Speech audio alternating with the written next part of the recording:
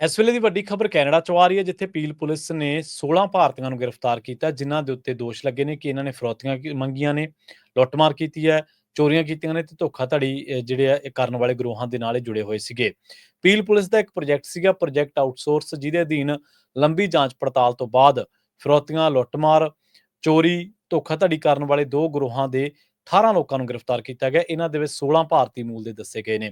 ਇਹਨਾਂ ਦੇ ਵਿੱਚ ਇੱਕ ਔਰਤ ਵੀ ਸ਼ਾਮਲ ਆ। ਇਹਨਾਂ ਤੋਂ ਕਰੀਬ 27 ਕਰੋੜ ਰੁਪਏ, 42 ਲੱਖ ਡਾਲਰ ਤੇ ਇਹਦਾ ਸਮਾਨ ਬਰਾਮਦ ਕੀਤਾ ਗਿਆ, ਜਿਹੜਾ ਇਹਨਾਂ ਨੇ ਵੱਖ-ਵੱਖ ਅਪਰਾਧ ਕਰਕੇ ਵੱਖ-ਵੱਖ ਅਪਰਾਧਾਂ ਨੂੰ ਜਿਹੜਾ ਅੰਜਾਮ ਦੇ ਕੇ ਇਕੱਠਿਆਂ ਕੀਤਾ ਸੀਗਾ।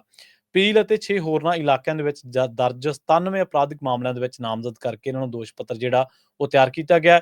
ਕਾਬੂ ਕੀਤੇ ਗਏ 1.5 ਦਰਜਨ ਮੁਲਜ਼ਮਾਂ ਦੇ ਵਿੱਚੋਂ ਅੱਧੇ ਕੁ ਪਹਿਲਾਂ ਹੀ ਹੋਰਨਾਂ ਅਪਰਾਧਿਕ ਮਾਮਲਿਆਂ ਦੇ ਵਿੱਚ ਜ਼ਮਾਨਤ ਤੇ ਨੇ।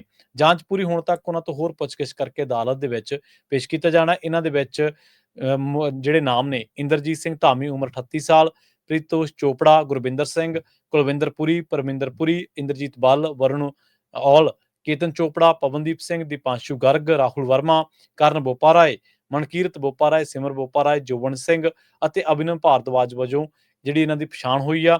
ਇਹਨਾਂ ਸਾਰਿਆਂ ਦੀ ਉਮਰ ਤਕਰੀਬਨ 25 ਤੋਂ 40 ਸਾਲ ਦੇ ਵਿਚਕਾਰ ਆ। ਇਹ ਸਾਰੇ ਜਿਹੜੇ ਨੇ ਉਹ ਬਰੈਂਪਟਨ ਵਾਸੀ ਦੱਸੇ ਗਏ ਨੇ ਤੇ 16 ਜਿਹੜੇ ਨੇ ਇਹ ਭਾਰਤੀ ਮੂਲ ਦੇ ਲੋਕ ਦੱਸੇ ਗਏ ਨੇ।